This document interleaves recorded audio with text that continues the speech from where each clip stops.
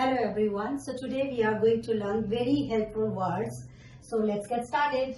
So as we all know very well that समझना, English of समझना, we all know very well. That is understand, right? But we get confused whenever it is about समझाना. So here there is a trick, very useful and very easy trick. We are going to implement that. Whenever you are talking about समझाना or लिखवाना or हंसाना, रुलाना, it means this work is getting done by someone else, right? So in that case, you will use only make and the word which you want to make, right? जैसे कि समझाना, make, understand. We know very well the English of लिखना, that is write.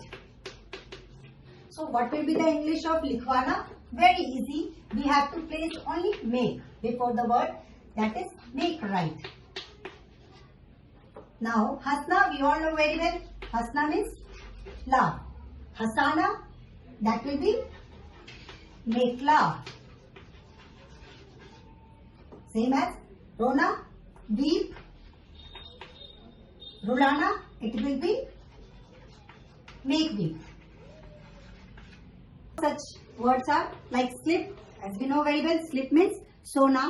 अब हमें बात करनी है सुलाना, तो it will be make sleep, right?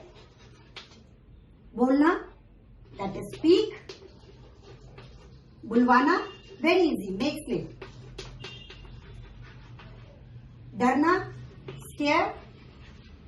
डराना, it's make scare. कहना, it is say. कहलवाना, it is make say. So what is the trick here? Simply before the word हमें क्या करना है? जैसे सिंपल वर्ड से समझना, लिखना, हमें इनकी English we all know very well. अगर हमें बात करनी है समझाना, लिखवाना, डराना, मतलब ये काम आप किसी और से करवाते हैं, that means you have to place make before the principal word.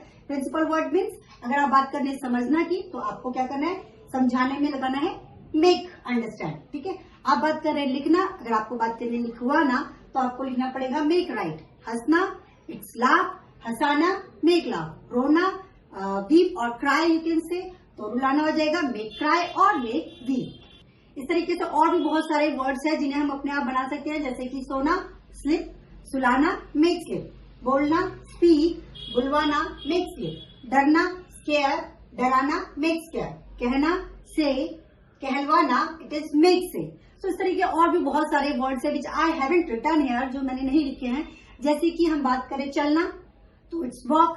अगर चलाना, जैसे कि छोटे बच्चों को हाथ पकड़ा के चलाना पड़ता है, तो आप कह सकते हैं इट्स मेक वॉक, राइट?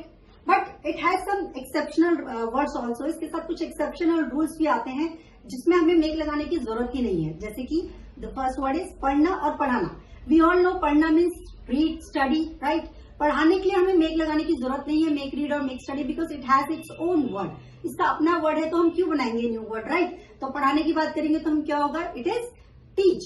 अगर बात करें देखना, तो सी, वॉच, लुक, राइट? पर हम दिखाने की बात करें तो उसका अपना वर्ड है, तो हम why we will place make, है ना? उसका अपना जो वर्ड है वो यूज करेंगे. जैसे दिखाना मीन्स शो करना, राइट? ऐसे ही मिलना होगा. मिलने की क्या इंग्लिश होती है? या तो मीट. अगर आप किसी से बहुत पहली बार मिल रहे तो आप कहते हैं इंटरैक्ट, राइट? बार बार किसी से मिलते हैं तो आप बोल सकते हैं मीट, राइट? पर अगर आप मिलवाने की बात करें तो we need not to place make, क्योंकि हमारे पास इसका स्पेशल वर्ड है, इसका ओन वर्ड है, दैट इज इंट्रोड्यूस करना. So it has its own exceptional rule also, जो कि आपको याद रखने हैं. इस तरह की और वीडियोस के लिए मुझे सब्सक्राइब करें, लाइक करें, शेयर करें, और if you have any doubt तो कमेंट सेक्शन में जरूर मुझसे पूछें, मैं आपको जरूर बताऊंगी. तो मिलते हैं नेक्स्ट क्लास में. Okay, bye.